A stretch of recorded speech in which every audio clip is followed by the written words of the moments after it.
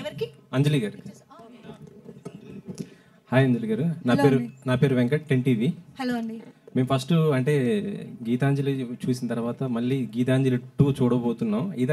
ఈ మధ్యలో మేము అంటే ఫస్ట్ ఎక్స్పెక్ట్ చేసింది గేమ్ చేంజర్ వస్తుంది అనుకున్నాము మీతో, చరణ్ గారితో. కానీ ఇప్పుడు గీతాంజలి 2 నుంచి మమ్మల్ని బాగా అలరిస్తున్నారు. అంటే ఇది 2 చేయడానికి కారణం ఏంటి? మేము 1 చేసి అది రిలీజ్ అయ్యి అంత పెద్ద హిట్ అయినప్పుడు దానికి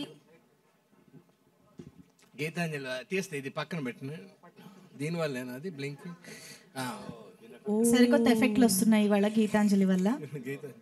గీతాంజలి ఓకే, ఎందుకు చేసామన్నా ఓకేనా? Yeah, I think study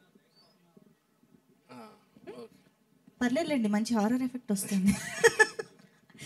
so Geethanjali part 1 first part release అయ్యి అంత పెద్ద హిట్ అయినప్పుడు మేము పార్ట్ 2 తీయాలి అని అనుకున్నది. కానీ ఇంత లాంగ్ గ్యాప్ ఏంటి అంటే అందరూ బిజీగా ఉన్నారు, అందరు వర్క్స్లో బిజీగా ఉన్నారు. సో పార్ట్ 2 కూడా కోన గారు చెప్పినట్టు పర్టికులర్గా ఆ పాయింట్ దొరకలేదు ఇప్పటి వరకు. సో ఇప్పుడు గీతాంజలికి ఆ పాయింట్ లాక్ అయిన తర్వాత మేము ఇది డెవలప్ చేసి తీయాలి అనేది మేము డిసైడ్ అయిన ఒక విషయం. సో గేమ్ చేంజర్ వస్తుంది, నెక్స్ట్ వస్తుంది గీతాంజలి 2 తర్వాత. మీ చేతిలో ఒక బొమ్మ ఉంది, ఆ బొమ్మకి మీకు ఏంటి సంబంధం అసలు? ఇవ్వండి, ఇచ్చేయండి. దాన్ని అదే ఆమె కొనుక్కొచ్చింది డబ్బులు.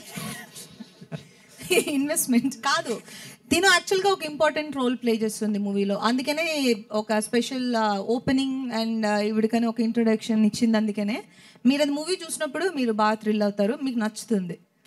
ఫస్ట్ పార్ట్లో బ్రహ్మానందం గారి క్యారెక్టర్ కూడా చాలా బాగుంది. ఆయన దీంట్లో లేరు కదా, అంటే ఎందుకు ఆయన తీసుకోలేదా, లేదా ఆయన బిజీగా ఏంటి సార్?